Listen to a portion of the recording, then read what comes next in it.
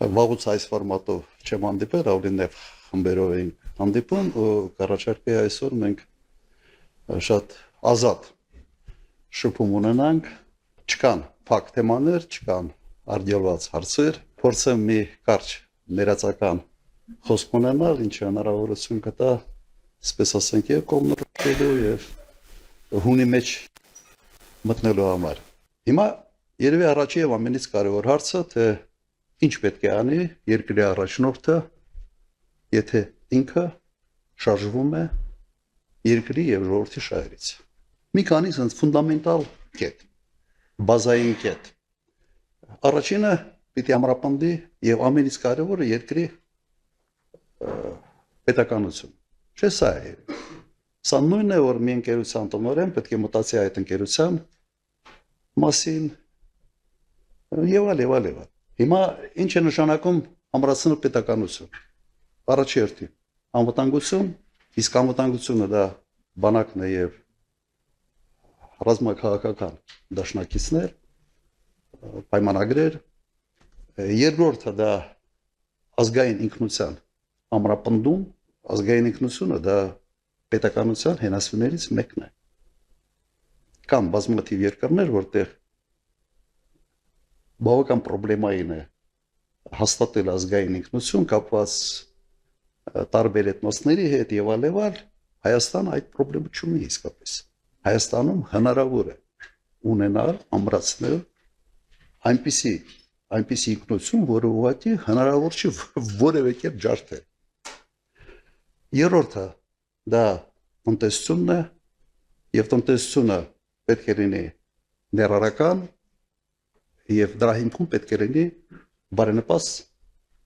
ներդրումային միջավայր։ Նայեք նույնիսկ Միացյալ Նահանգների պես երկրի նախագահ, օրինակ Տրամպը, բոլոր հանդիպումների ժամանակ խոսում է Միացյալ Նահանգներում ներդրումների մասին։ Եվրոպացիներին ճնշելով ստիպեց, որ հսկայական գումարների խոստում տան, մոտ 600-700 միլիարդ դոլարի չափ։ Նույնիսկ Սաուդյան Արաբիայի թակաշարանի հետ խոսալուց մոտ 1 տրիլիոն դոլարի ներդրումային խոստում ստացավ։ Միացյալ Նահանգները պատկերացրեք ինչ պետք է անի Հայաստանը այդպիսի միջավայր ձևավորելու համար։ Հաջորդ կարևոր բաղադրիչը դա ներքին կայունությունն է։ Իսկ ներքին կայունությունը ուղղակի հնարավորություն է տալիս կոնսոլիդացնել հանրության, այսպես էներգիան, հանրության հնարավորությունները, ներուժը պետական նպատակների հասնելու համար։ Սենց մի քանի սենց կարևոր բաղադրիչներ ես ուղղակի ձեզ դվարկեցի։ Հիմա իմ մոտ հարց է առաջանում։ Իսկ ինչ է արվում այսօր Հայաստանում այդ կարևոր բաղադրիչների վերաբերյալ։ Անվտանգությունը ուղղակի քայքայում են բանակը արդեն ենթադրաբար քայքայել են ռազմաքաղաքական դաշնակցությունը։ Երկրորդ, ինչ արվում ազգային ինքնությանը դուք տեսնում եք։ Հարձակվել են այդ ինքնության 3 ամենից կարևոր բաղադրիչների վրա։ Եկեղեցի, պատմություն եւ սիմվոլներ։ Պատմությունը իրական Հայաստան, պատմական Հայաստան, այդ անիմաստ անհասկանալի հակադրությունը եւ մյուս կոմպոնենտները չմանրանան։ Տնտեսական զարգացումը։ Երևի Հայաստանը առաջի երկիրն է, երբ տնտեսությունը զարգանում է, բայց աղքատությունը չի իջնում։ Ուրեմն ներառական չի։ Ներդրումային միջավայրը ուղղակի քայքայվել է։ Ինչ արվում Բաշխի ցանցերի հետ, ինչ է արվել Քաջարանի հետ, պետական ռեկետը համատարած է։ Հատկապես խոշոր մեծ բիզնեսների նկատմամբ։ Սա այն իրավիճակն է, որը ունենք եւ հաջորդ կարևորագույն բաղադրիչը դա ներքին կայունությունն է։ Վստահությունն է ժողովրդի կառավարության եւ ընդհանրապես ժողովրդի միջեւ։ Վստահության մակարդակի բարձրացումը։ Ինչ է արվում Հայաստանում։ Քայքայվում է հակադրելով բոլորի։ Նույնիսկ եկեղեցում ենթադրյալ կուսակրոնությունը հաղթած, այսպես ասենք, սրբազաններին հակադրում են նույն ձևով ենթադրյալ կուսակրոնությունը հաղթած սրբազաններին։ Նույնիսկ այդ միկրո, այսպես հակադրության մեջ է մտել այսօր գործող վարչապետ։ Հայտարարություն է հայտարարություն։ Բայց հարցը հետևյալն է. ինչի համար է այս ամենը արվում։ Ինչն է մոտիվացիա։ Արվում է ճիշտ հակառակը նրան, ինչը հմուտ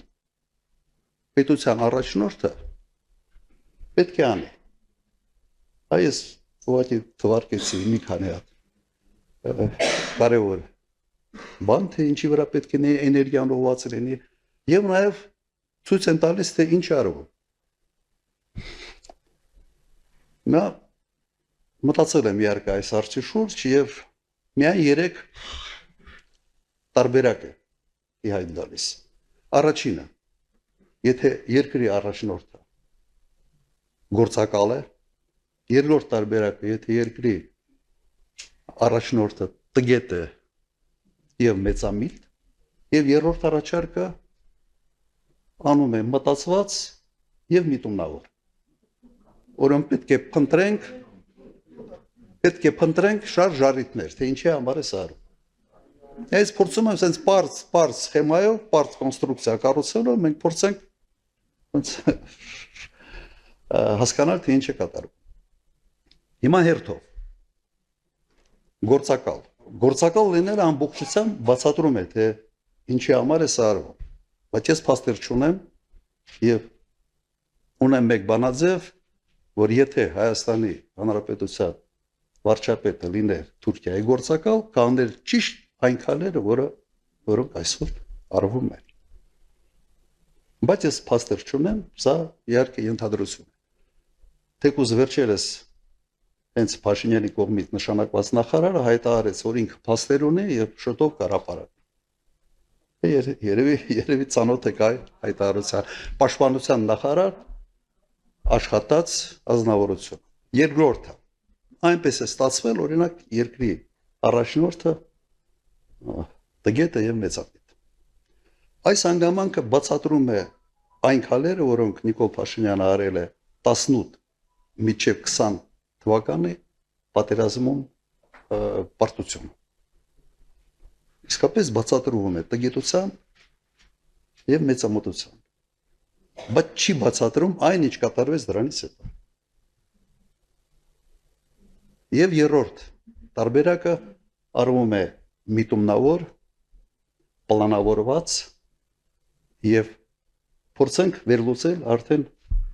այս երրորդ տարբերակը։ Նայեք, ես պետք է ասեմ, որ լինում են դեպքեր, հաճախ չեն լինում, շատ քիչ են լինում, երբ երկրի առաջնորդի ազնական շահերը չեն համընկնում կամ հակադրվում են երկրի իրական շահերին։ Պատմությունը գիտի նման դեպքեր։ Հիմա փորձենք հասկանալ, միգուցե հենց այս դեպքն է այսօր Հայաստանի Հանրապետությունը։ Ես բերեմ մի քանի օրինակ, որոնք ակնհայտ ցույց են տալիս, որ երկրի առաջնորդը պատրաստ է ի հակադրվելով երկրի շահերին առաջ մղել իր ազնական շահերը։ Առաջինը 44 օրյա պատերազմի ժամանակ հոկտեմբերի 18 առաջարկը կանգնեցնել պատերազմը, որը մերժվեց վարչապետի կողմից։ Երկրի շահերից է բխում անկասկած օր առաջ կանգնեցնել այդ պատերազմը։ Պատերազմը չի կանգնեցրել մեկ պատճառով, որ իրեն դավաճան չասեն։ Երկրորդ դեպքը անմիջապես պարտվելուց հետո երկրի շահերից է բխում, որ պարտված ղեկավարը հրաժարական տա, հնարավորություն տա, ես մաքրվել է պարտությունից եւ նոր առաջնորդ փորձի վերանորոգել այն խնդիրները, որոնք ծանրացել են երկրի վրա պարտության հետ կապված։ Չի արել։ Արդյունքում ազնվեց Գորիս Կապան ճանապարհը, Շորնուխի կեսը եւ այլ չթվարկեմ։ Եվ այս շարքը ես կարող եմ շարունակել։ Օրինակ, երբ ճանաչվեց Պրահայում Արցախ-Ադրբեջանի կազմում, բխում էր դա Հայաստանի շերտերը չեն բխում։ Հիմա փորձենք հասկանալ, ինչի է այս քայլերը արվում։ Օրինակ պատերազմից հետո կամ միգուցե շարունակեմ, որից հետո ավելի հասկանալի կլինի։ Օրինակ ինչի սկսեց Նիկոլ Փաշինյանը բանակցել Ալիևի հետ առանց միջնորդների։ Միջներ թույլ կողմը, պարտվող կողմը առաջի շահագրգիռ կողմն է, որ լինեն հզոր միջնորդներ, որոնք կերաշխավորեն բանակցային գործընթացը եւ այդ գործընթացի արդյունքները։ Շարունակեմ այդ շարքը։ Ինչու Միացյալ Նահանգներում այս օգոստոսի 8-ին նախաստորագրված փաստաթղթերում Նիկոլ Փաշինյանը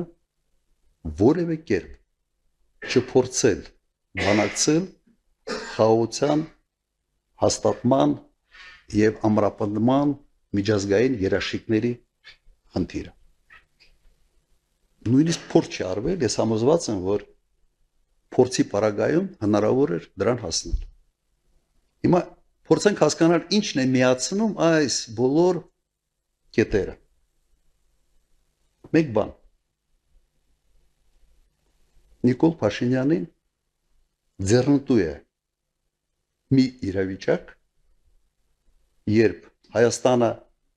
մշտական վտանգի առջև պետք է լինի նոր պատերազմ սկսելու հետ, եւ դա իրեն ձեռ է տալիս մեկ պատճառով։ Խաղաղությունը ուղիղ կապվի իր անձի հետ, իր անվան հետ, այլ ոչ թե ամուր միջազգային երաշխիքների հետ։ Իրեն ուղղակի պետք էր օդի ջրի պես, որ ժողովուրդը այնպիսի սարսափ եւ վախ ունենան եւ անդադար լինի այդ սարսափը եւ վախը, որ քվեարկությունների ժամանակ ասեն սա իսկապես պատոհաս է երկրի համար, բայց լավ է սա լինի կամ պատերազմ։ Սա դասական այն օրինակն է, երբ երկրի եւ ժողովրդի շահերը ուղղակի հակասության մեջ են երկրի առաջնորդի ազնական շահերի հետ։ Իր նպատակը իշխանություն պահելն է։ Իշխանություն պահելը պայմանավորված է, թե ինչ չափի սարսափ պետք է լինի մեր ընտրողների մոտ, որ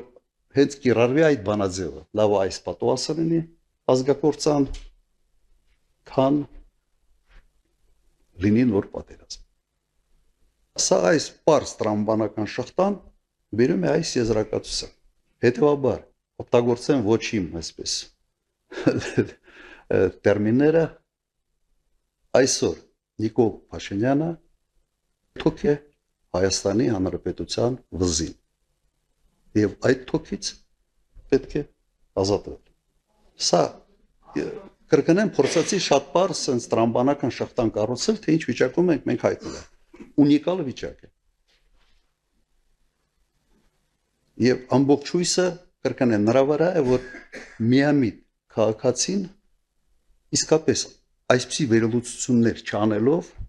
հերթական անգամ մտածի sense երկու չարիքից, որի հետևից է ինքը գնում։ Մեր առաջարկը եւ մեր մոտեցումը հետեւյալն է. պետական շահերը առաջի տեղում, ժողովրդի շահերը առաջի տեղում